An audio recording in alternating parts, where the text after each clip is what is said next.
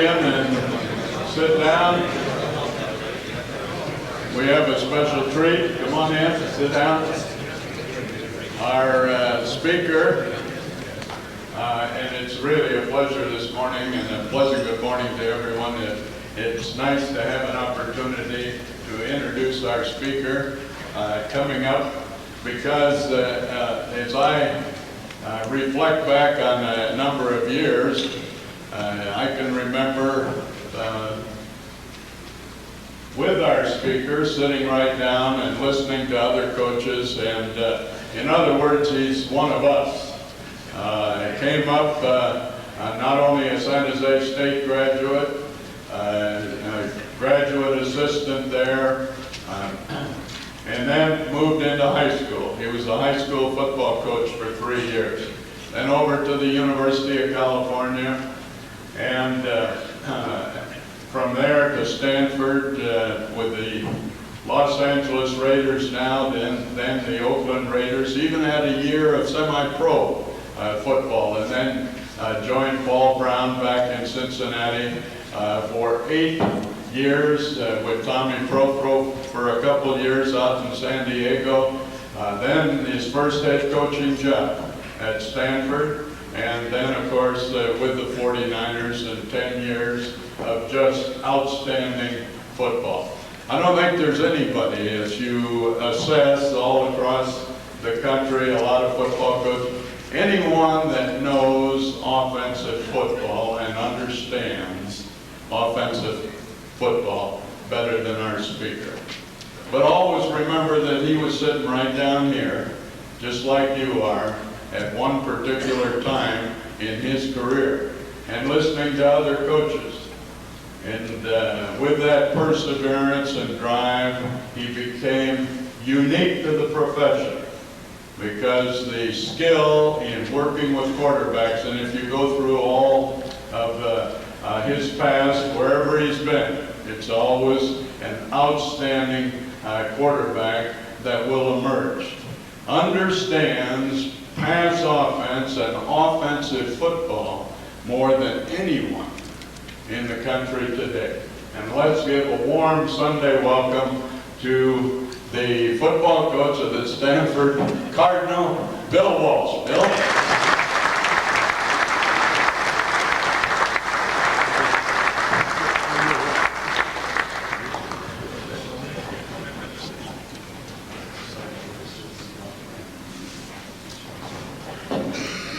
John didn't talk about my broadcasting career.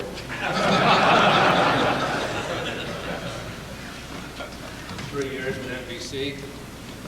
I'm going to talk about defense. Well, what I'm going to do, I don't have a major plan for you. I think what I'll do is just draw some plays up and talk about how you do them.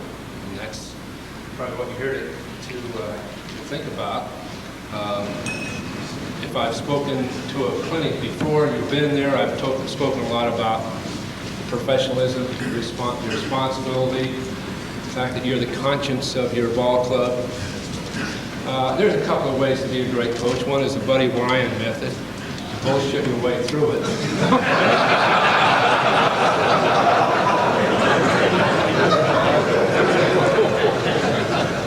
Remember the day we took apart his defense, maybe you saw it. In I guess, I can't think of the year, we went to the Super Bowl, but he had the 46 defense, remember that? And we heard all about it from him and from anybody who listened to him. And then we shut him out, made 400 yards, 23-0 here at Candlestick. I think that was a championship game. Since that time, the Bears won a championship with Mike Dick as the coach. But my point is, there's all kind of ways to be recognized in any profession. One of it is just pure dialogue and rhetoric, and attracting attention to yourself. And that one rarely works. I've never really seen it sustain itself. Typically, you have to produce, whether you're an entertainer or an architect or anyone else. Sooner or later, you have to be pretty good at what you do. So the idea of attracting attention often get you killed sooner or later. But anyway, let me draw some plays. I think the more I'm around, the more I come to the conclusion it's not so much the plays themselves, it's how you practice them. And your method of practicing. I don't want to repeat myself. Some of you heard me speak before on the subject, but your job as a coach isn't so much to draw up new plays. Your job as a coach is to find a way to practice those plays that you want to run offensively so that you can become proficient at doing them. And that's the absolute key. It's the organization, it's your ability to impart your knowledge, it's the drilling of what you do. It's a way of drilling and not making it so boring that the players lose their concentration and just waste their time on the practice field. You have to have ways to keep their attention and to the long, hard, dreary sometimes drills to become good at something. And that's really the job of the coach. Now, there are all kinds of things, really extravagant kind of Star Wars plays I could draw up that have always excited me. But my honest feeling is that of those 30 or 40 different things we did with the 49ers, 5 or 6 worked. And the bottom line with success in the 49ers was the drill factor, the standard of performance that we had that allowed us to break through the opposition from week to week. You got to remind yourself as a coach that there's fortune involved, there's luck involved in any kind of competition. And the closer the competition, the more the luck and the breaks mean to the outcome of the game. Also, you remind yourself that there's an ebb and flow to every game and also to every season. Even an ebb and flow to a great season. In 1984, with the San Francisco 49ers, we won 15 and lost 1. And one loss is a regrettable one because our friends, the officials, took it upon themselves to call something on Eric Wright, and we lost to Pittsburgh by 3 points. But we won every other game, but there was an ebb and flow to that season. Even during that great season, we had 4 games in a row that were won by 6 points or less, and we were clearly the best team in football. So any one of those 4 games we could have lost, or all 4 of them. I have to think that there was some luck that got us that kind of a record above and beyond maybe winning a World Championship, but I think we ended up at 18-1 or something like that. But even in that season, there was an ebb and flow. So I remind you as a coach that there's an ebb and flow. And when I say that, it means you can be playing very, very well, flatten out, play poorly, begin to improve, and then play well, or vice versa. And it can work for you and against you throughout the year.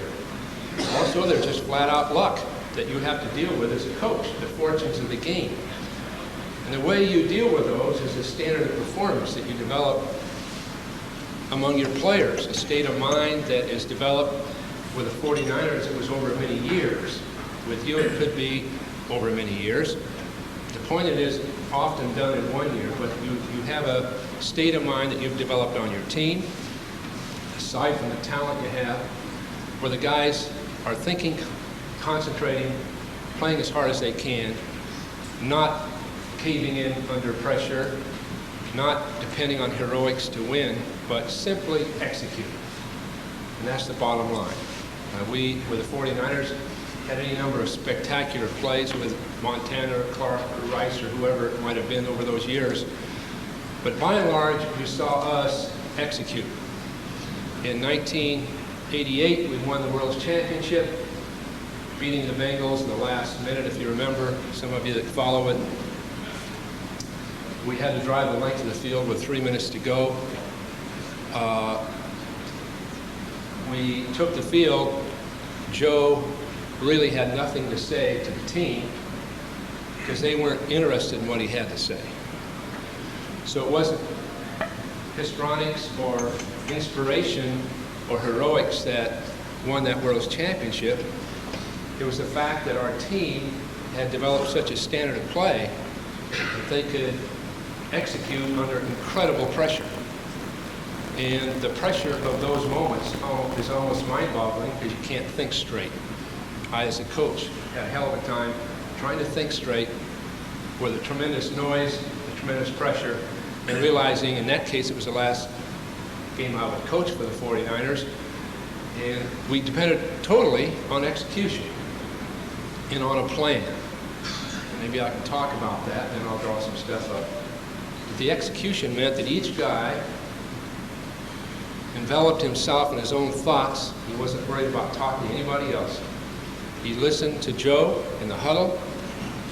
His mind would be working as he came through the line of scrimmage. And when the ball was snapped, he'd execute because he practiced and rehearsed those things for years.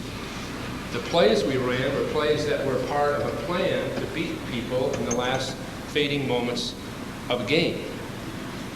Those were devised over a period of years, and there wasn't one play called that called for a heroic play by Jerry Rice or a sensational play by John Frank or whoever it might have been. It was simply execute. And so that's the essence of coaching. I think in that play there were, I believe, 9 plays. In that drive, maybe 11, I can't remember for sure. Every one of them was a conventional play. Every one of them was a high percentage conventional play designed for most likely a short game. So it meant that we would go the length of the field on 8- and 9-yard gains and use the clock as we did it and have the confidence when the time came as we got to the goal line that we would have something ready to win with. These things had been practiced and practiced and practiced. So Bubba Harris knew exactly what to do when the play would be called. Montana knew what to do, and not a goddamn word was really said. Joe, an incredible performer, just prior to the winning play, had hyperventilated, trying to call us signals because of the noise of the crowd, and having to do this continuously for 7 straight plays. He looked at me from 40 yards away and did like this. I went like that. So you can see that even in that situation, the greatest player that we have seen was still disciplined to work within the framework of what we did. He was still following a plan as to when we would call a timeout. I didn't know he hyperventilated, but the tremendous courage this man has. He does this, I do this. He figures he's got to keep going. He can't even talk. He's about to faint. He takes as much time as he can in the huddle before he calls the snap count, gets up, throws a complete pass to Jerry Rice. So this is the disciplines you develop over years and a standard of performance. Every one of those plays was very simple until the last one. The last one broke their coverage wide open when they needed a touchdown with John Taylor. And I can draw that one up right now. But the point is, that's what it takes. So there may be the Buddy Ryans of the world, but the key for you is to remind yourself that it takes patience and organization and concentration on your part to find ways to drill the given individual plays. Find ways to do that where you keep the concentration of the team and that concentration in itself keeps their interest. So execution becomes critical. So let me draw you that play. Sort of fun because we've used it since at Stanford without great results.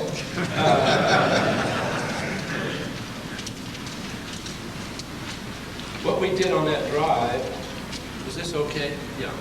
What we did on that drive was keep our basic offensive unit in. These are all our terms.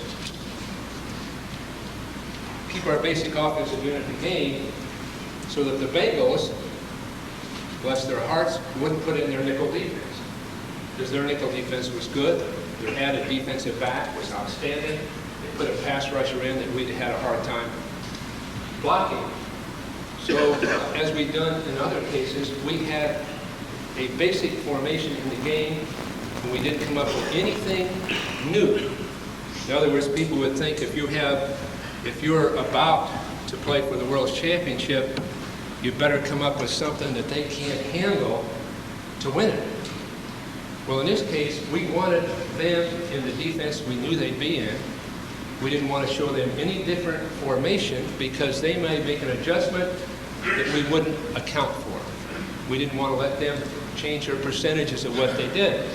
So we worked with a split end and a flanker, got in a slot formation on a couple of plays, had two backs in the backfield, and played fundamental football to win the World Championship. We had done the same earlier against the Miami Dolphins, if some of you remember right, and then same later against the Denver Broncos. But the point is, we didn't outsmart ourselves, and we didn't let them outsmart us. But when they would get to the 10-yard line, they automatically went into a double coverage zone in which these two people would basically be responsible for the outside receiver to their side. We've all seen it.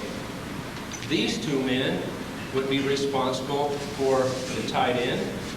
If you released inside, he'd cover it. If you released outside, he'd cover it. He'd go to the hook. So that's a simple defense that people run. And typically, the weak side backer would blitz. This linebacker would have his back unless he broke to the outside, then he'd turn him over to him. If he broke the inside, he'd keep him and wall him off so he couldn't get past him. So a very fundamental defense. We brought our tight end, John Taylor, to this position so this man couldn't hold him up. They don't practice against that look. Teams don't, especially when they think it's going to be a pass. They practice against the split end. So this man, one of their best players, was ready to rotate. He was ready to come forward against nobody. He sort of isolated. Then, naturally, they thought Jerry Rice was going to get the ball. So away in motion, he went across the formation, which stretched him and widened him. John Frank's job was to release inside and drive at this safety and pivot hook in front of him to hold him. Jerry's job was to somehow get past this man trying to hold him up and get into this position, forcing this man to come over to him. Roger Craig's job was to run a curl pattern right here to occupy him. Tom Rasmussen's job was to widen, force him to go to the hook zone, and keep him where he belongs. John Taylor's job was to release outside, nod out, force this guy to keep going, and then go right back up inside. Joe's job was to take 5 big steps, sit on it, looking at Roger to hold him up, Jerry waving his arms to pull him wide, John making an out move to hold him, and right there we hit. Touchdown pass for the World Championship. Now, that play was designed specifically for the Bengals, although we used it against the Rams, who'd run the same defense as this before. But if you'll notice, when the Dallas Cowboys played the 49ers this year, one of their easy touchdowns was throwing to this man on this exact play. But this man hooked as we normally do. So that play was taken right out of our playbook and beat the 49ers. But that was our halfback curl. So this play won it. But until that time, we ran plays that were very simple, and the execution was there. So now, you have to think about how you get it done. Number one, isolate those things that you believe in and you want to do. They better be simple. You better count heavily on execution. Then the tough job is, how the hell do I practice those plays?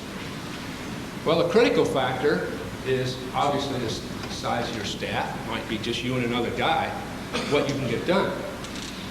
But what we've done over a period of years is isolate the skills that a man must learn to play for you. And then teach those from the freshman or junior high school, if you have that kind of program, which you know is very common in other parts of the country. The junior high program and the varsity and junior varsity programs teach those same skills. Now, with 49ers, Bob McKittrick is one of probably the best offensive line coach I've ever seen, along with, of course, Zoom White out of the Raiders. His name's Mike. We call him Zoom because of his activities after everyone goes to bed.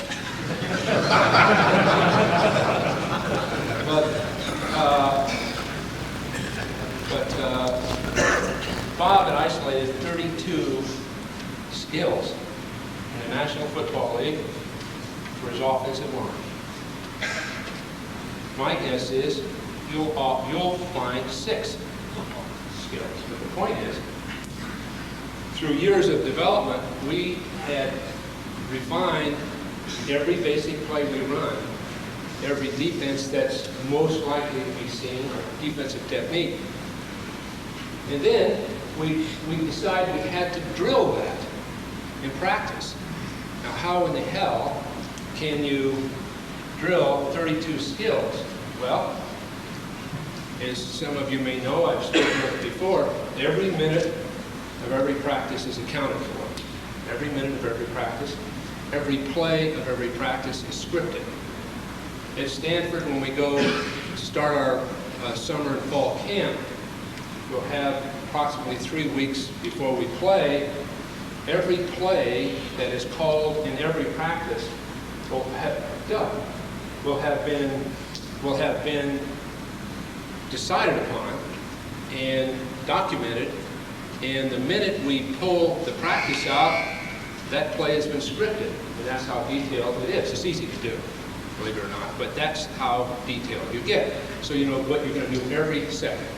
To us, one play is 1 minute of practice. So if we have a 10-minute drill for a team, we run script 10 plays. If we run those kinds of plays often, we might slip in two repeats along the way. But it's a minute play. You have a 12-minute drill, you have 12 plays, basically. That's the way we do it. But in isolating those skills, we then decide how much time Bob has to teach it. Now let's just say that Bob had, I just throw it out, 600 minutes to teach 32 skills. We know that because we set up our practice, we know exactly how many minutes we're going to give to fundamental work every day. So we're doing it with Stanford, the same thing. So Bob knows he's got 40 minutes in the morning practice and 20 minutes in the afternoon practice to work on those skills. He also knows that anytime he works on a skill for less than 10 minutes, he's almost wasting his time, unless it's the day before the game or something. And so we know he knows he's got to give 10-minute blocks to each skill. So he decides how much time to give the skills by having priority. Prioritize them, and then you set them into your general plan. So Bob is going to work on a short trap, he's going to work on a long trap, he's going to work on a bob sweep, he's going to work on a seal block that day with his guards. And so the short trap's going to get 10 minutes, 10 minutes, 10 minutes. So when he adds it all up, he can tell you exactly how many minutes he's going to have for every skill by the time training camp's over.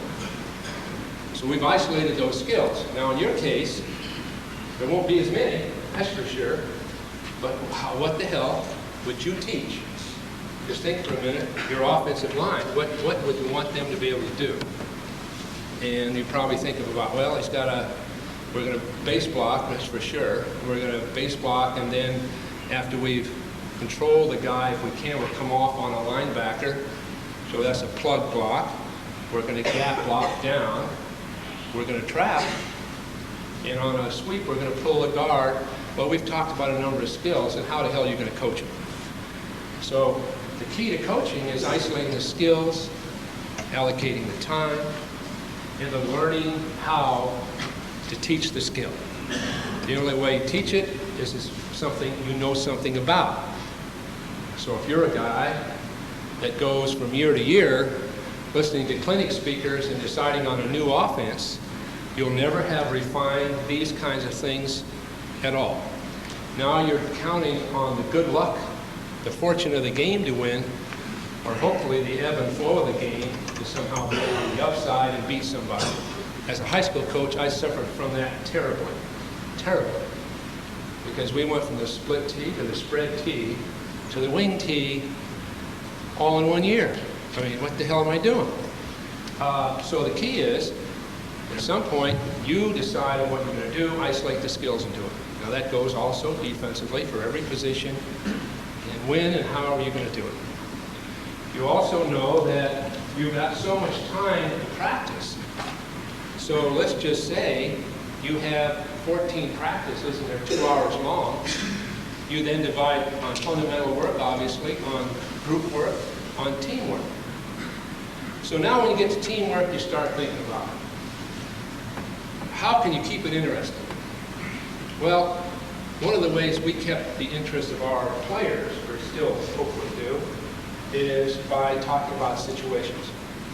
One situation is if you're behind with 3 minutes to go and you have to go the length of the field. That's sure as hell a situation. And so you practice those plays, and the team knows, obviously, through your direction, what you're practicing. All right? The next thing you'll talk about, we've got to practice if somehow we're ahead and there's 4 minutes left in the game and we've got the ball. What the hell do we do? You practice those plays as part of a 4-minute offense. So, 49ers, Stanford, we say we're going to practice a 4-minute offense.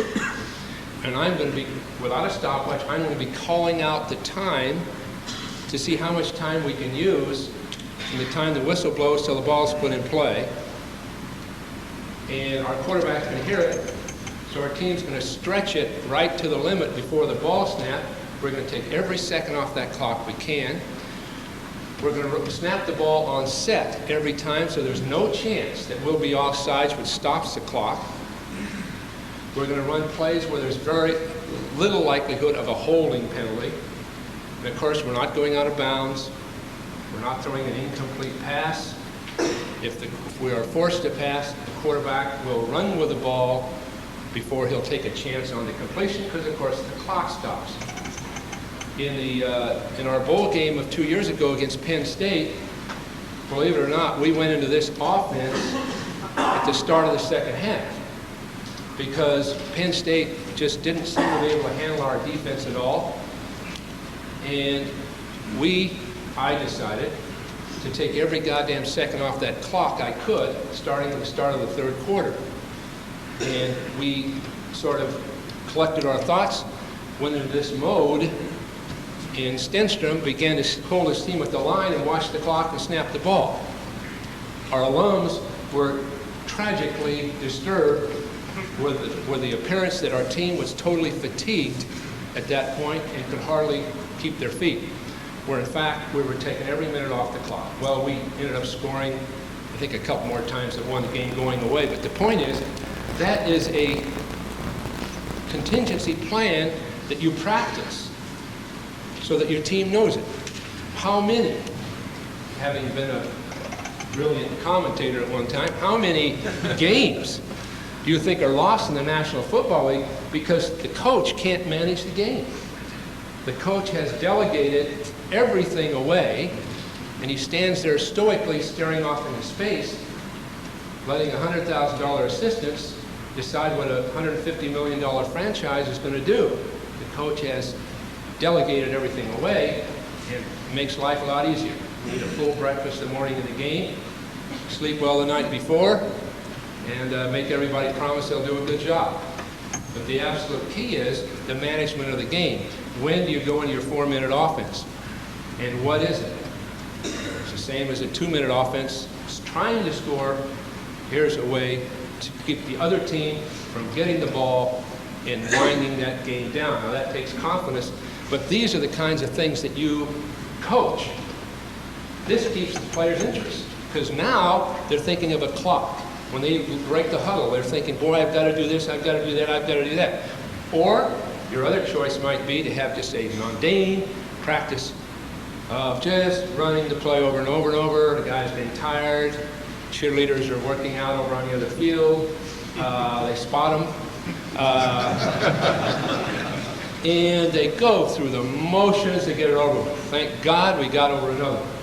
Well, believe it or not, with the 49ers, the guys were talking about it when they were leaving the field, because at one point, every one of these contingency plans had become critical to them. What do you do when there are 15 seconds left and you've got the ball with one last chance to score? Now just think in your own mind, what would you do? One person would say, Joe, drop back and throw it to Jerry. Jerry, get open. Another way to do it is what I had to deal with as an assistant coach when I was with the Cincinnati Bengals, and I was calling the plays upstairs, and we had a hell of a football team. We had Kenny Anderson and Bob Trumpy, who you hear about now, but Isaac Curtis and Charlie Joyner, great football team. Playing the Raiders, we're behind 31-28, championship game in Oakland. You can remember the Oakland fans, maybe some of you are. I'm trying to look for the black leather jackets.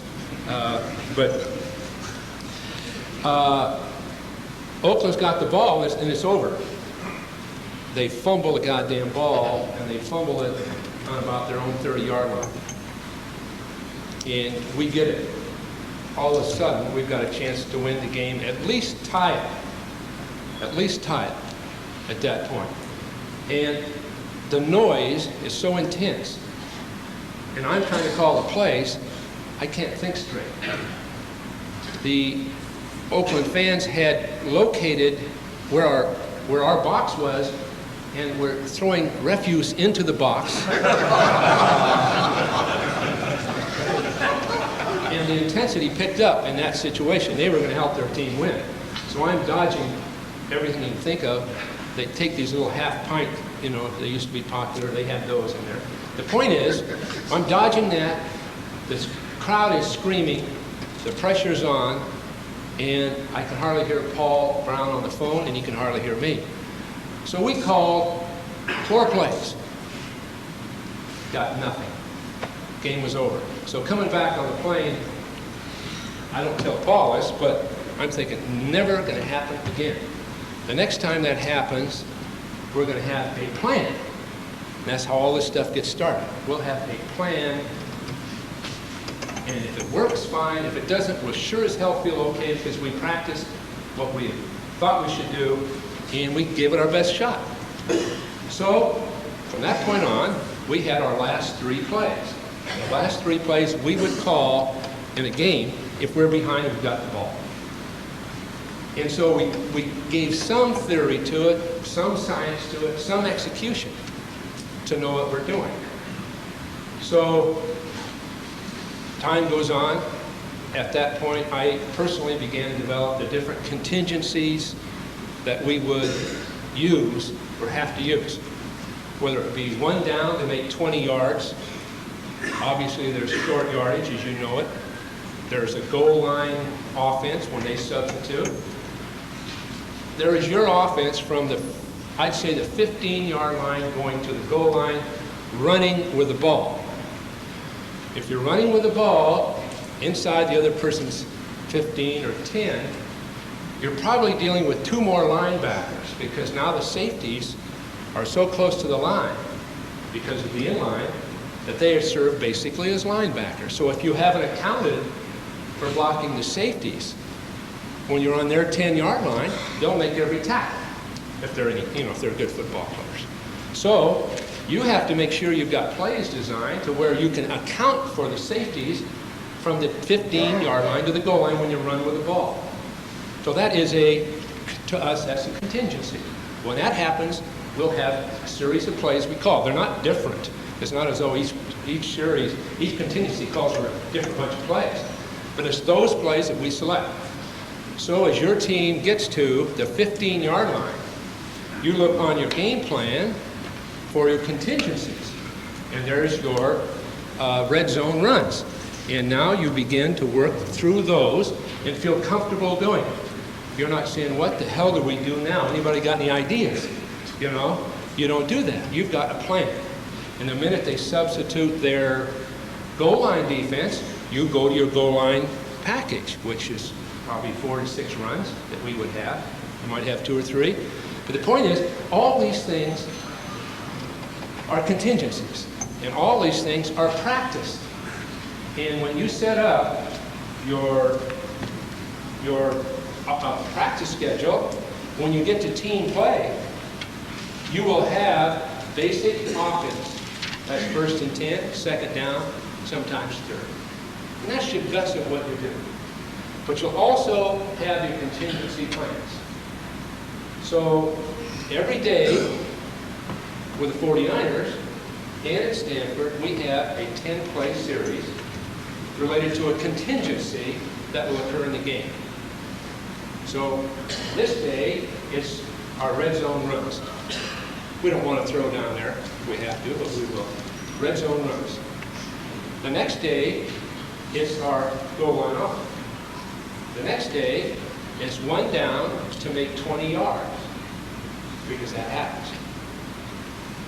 The next day, it is backed up. Now, when we say backed up, I'm talking about when you suddenly get the ball, we all go through it on your own 1-yard line, and they punted you in a hole, or you're on inside your own 5, what the hell are you going to do? There are some plays that work, and some that might get in deep trouble. Your players have to understand the dynamics involved if you're backed up, because they know by now you've educated them on the fact your punter needs 15 yards to punt the ball. If you squeeze that down, he's got to rush the punt. Your sophomore center snaps it over his head. You've been through that one. He's fearful as hell. Everybody's operating as they normally would, and somebody gets through and forces him to rush the punt. He goes out of bounds on the 20. So the point is, you know when you're backed up, you have to have plays you'll call. So if you get the ball inside your 5, you look at your backed up list. It could be the same as your red zone list. I'm not changing it, but you know just what you're going to call, and your players know that. They know that the ball is going to be snapped on a simple count. You can't afford a penalty. So it's snapped on the same count every time in crucial situations. You're not about to outsmart the opposition. They also know that there will be blitzing from the outside linebackers, or in your case, you may call them defensive ends. They'll be blitzing. They also know that the safety man will be trying to make a stop. They also know that there's probably going to be gap charges by the linemen, because they're going to call a defense that tries to get after you, I would like to think. So if you know those dynamics exist, then you have your plays related to those that you'll call. And your players know it. So probably every 2 weeks, once every 2 weeks, we get the ball in the regular season on our own 3-yard line and run our plays. We don't even have to scrimmage it. It's not like it has to be that physical, but the players have to understand the dynamics of being there and what the requirements are that they do and what they have to do. The ball has to be got past the 5 so we can punt it effectively. And naturally, we can't take a loss. So you're thinking in a very conservative way. You'll have a pass. You may want to fake the run and throw a long one and take your shot. But the point is, you'll have practiced that too. So these contingencies are there, and this is one of the ways you keep your guys interested in practice every day, because virtually every time they line up as a team, they're practicing something. Now, the other contingency in the NFL, which is brutal, is 3rd down and 3 yards to go. 3rd and 3 is brutal, because if they want to stop you from running for 3 yards, they can do it, unless they're, a great team and you're not. So you're, in a sense, maybe forced to pass on 3rd and 3. If you substitute on 3rd and 3, they substitute their nickel defense. If you substitute and they substitute a nickel, then you may run with the ball. So the point is, 3rd and 3 becomes a critical contingency in the National Football League. Not nearly as much in college, because in college you tend to be able to run to the 3. So we would practice 3rd down and 3 yards to go. So these are the kinds of things. I can go on and on in the National Football League, but in college it's the same. In high school, although you may reduce it, you have to educate your young men to these situations. One, because they'll understand them. Don't expect them to all appreciate them the first year, but I'll tell you, by the 3rd year, they will be talking about it, because the minute you bring the ball back on the 3, they'll say, backed up offense, here we go. U formation, bring in the other tight end, flanker's going to be closed, They'll be talking about it themselves. That's how you educate. That's how you educate your squad over a period of years on these kinds of things. But in the meantime, they're interested in practice. And that's the absolute key. Let me show you what we do with 3 plays left.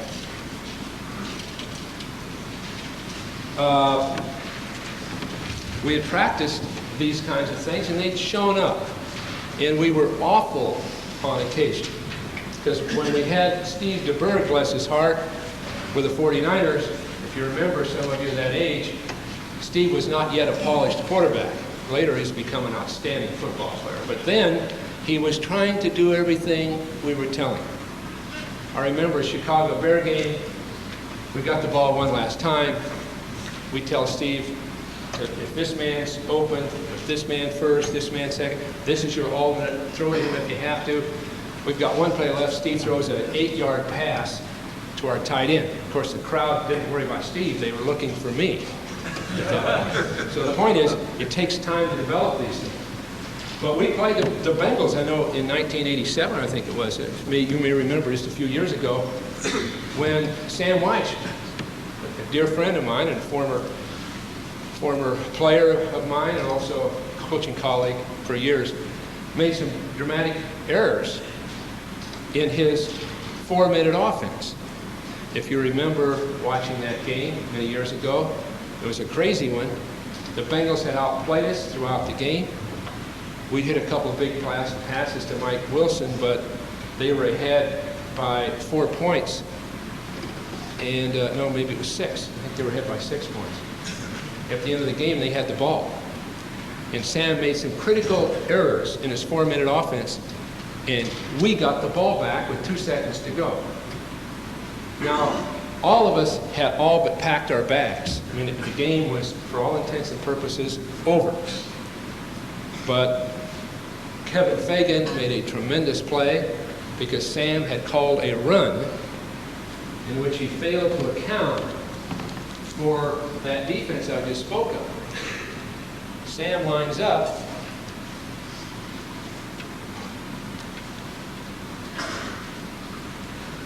This was his first mistake by leaving these people open, because we can get guys right off the edge and they don't have them out there. They're just not to throw the ball. So it should have been a close formation. But we were in a basic defense. And they had been running a sweep in which these guys would reach block beautifully. The guard would pull on the safety. This man would stop block. This man would come through and try to sort him out. This man would reach. He'd come through and try to get this backer. And they'd hand off the ball to Brooks with tremendous speed and quickness. And that play had worked beautifully. Brooks had gained over 1,000 yards. The play had worked all year. So Sam calls that play. This man reaches to make sure he cut him off so Brooks could break.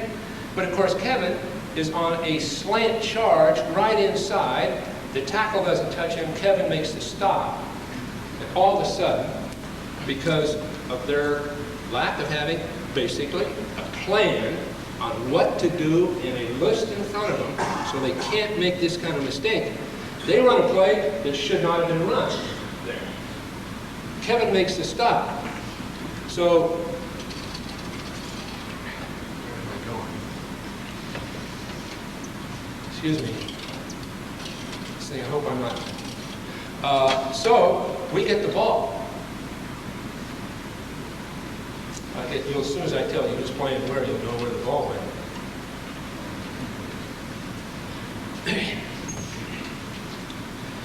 This is Jerry Rice here. So, typically, the Hail Mary play is the last play you'll call. We all have heard about it. The commentators tell us.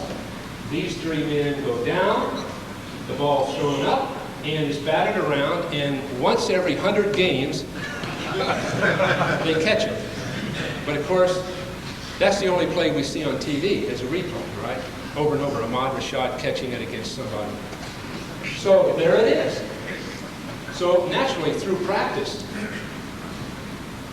we had decided that we would try to get them to bring their defense to this side of the field, for their safety to favor it, and for us to have to deal with just two people and the best receiver in the history of the game. They got in their defense. They lined up. Joe dropped back, threw the ball. This man retreated only so far, threw it to Jerry. So you remember the play. Jerry just reached up, caught it, game's over, we won. Now this had been practiced. This wasn't just something I said, what the hell do we do? And Bob McKittrick came over and said, why don't you try one where the guy goes over there? He did. This is practiced. So Joe looked at me and nodded. I said, go. I mean, I didn't have to call the play.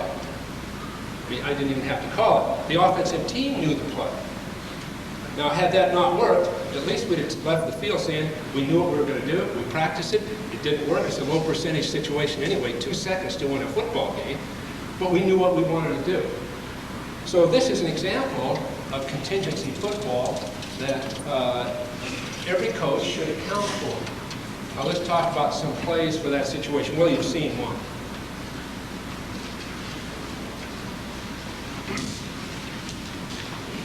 Of course, the one we have ripped people with over the years when we get in that line.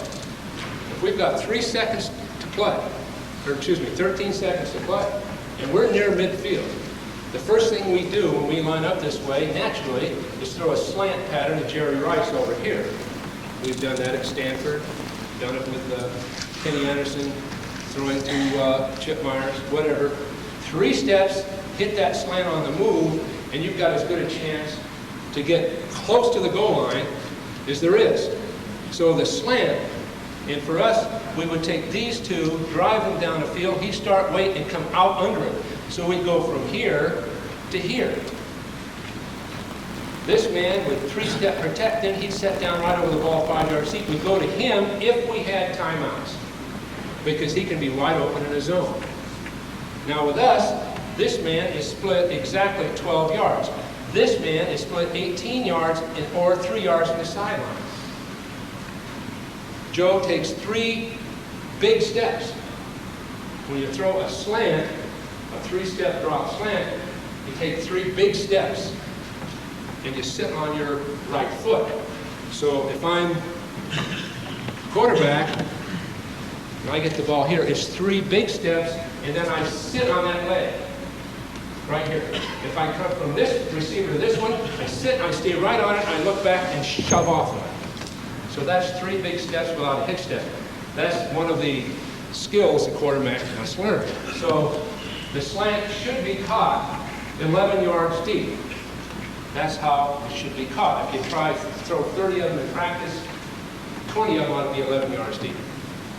This man runs slightly deeper so he opens up a little later. So that is 1 play in your last 3.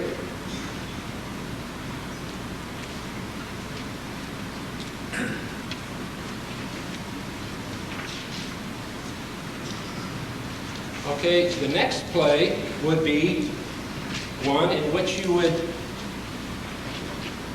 cheat this man over and bring this man in to wing-back position. And, believe it or not, at Stanford, we've hit it. We haven't won a game with it.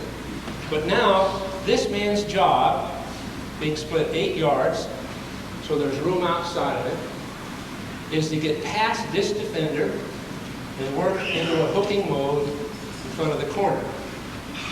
So he's working against whoever's out there on him. At that point, this man, as you might guess, is swinging up the field right here. The quarterback takes 7 steps. It's very big for small pitch steps, allowing him to get open and throws the ball. The longer he has to wait, the more he has to come back for it. The minute he gets it, he's ready to lateral to him. So that's a hook and lateral. Last year at Stanford, we, as you might guess, had a lot of situations where we were behind. And these were the kinds of things we did. On the other side, if the quarterback sees that this man has really been taken down, he has nowhere to go, the next guy is this one who will hook and this guy who will swing. And he is clear. So if there's a problem here immediately, we come to this situation. So that's another one that we would run.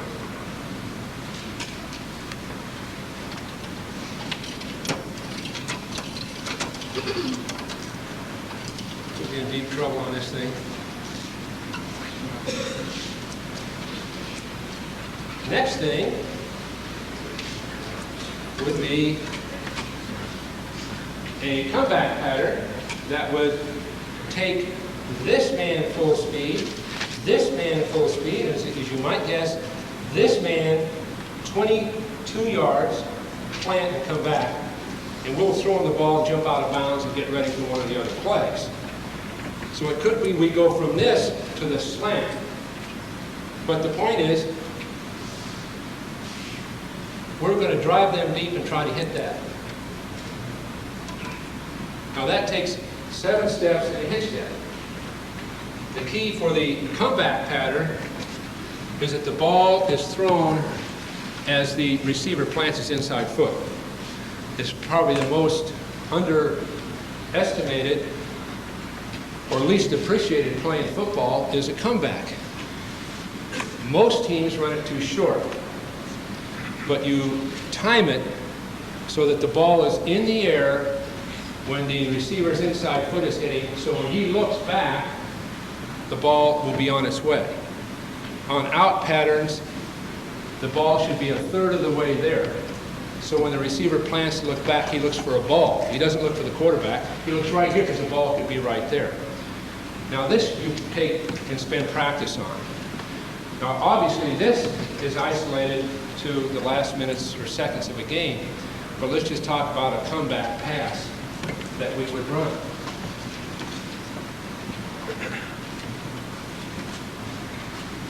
In our case, when I talk about these things, I'm not assuming you guys will say, okay, and they get little Freddie Epstein, and I'm going to have him take 7 steps and throw the ball to little Johnny Shiminovich. Not a lot of speed in the Shiminovich family. And Epstein does not have the greatest arm in town. So it may not be a major factor for you. All I'm trying to do is help you look through your own inventory for those things that are best for you. So, on a comeback, just isolate this man and this man. This man sprints at the snap of the ball. If he's held up within the first 10 yards, we will then be ready to throw to the other side. But we don't like doing it. He sprints full speed, but typically what you want out of a receiver is sprint hard, lull, and burst. The key to any pass pattern is a burst at the end of the pattern just before the ball is thrown. If, as you watch your receivers releasing down the field, if they're beginning to slow down and check up and break, the defensive man, you have to assume, is slowing down, checking up, and covering. So if I'm a defensive back, it's not verbal. I'm not thinking, in my own mind, boy, slowing down, I think I will. No, it's non-verbal. It's just a response. So if that receiver is slowing and braking, the defensive back slows and brakes right with it. So the key is, just before the break, you duck your head and pump your arms hard. Now this is how Freddie Biletnikoff became a great receiver. If you ever watched his play in black and white, by the way, if you watched his play, he gave the impression of bursting and then breaking, everything he did. So if you're watching from behind, he found a way, the last 5 yards, to have his knees pumping, his arms pumping, drop his head and then plant and break. Now what you like to think is at that point, the defensive back goes, whoa, and he breaks. So if you get that defensive back on his heels, at that point, you have beaten him. But if you slow down to do it, he slows down to do it. So that's the start. Let me try to, I'm going to break this machine, I think.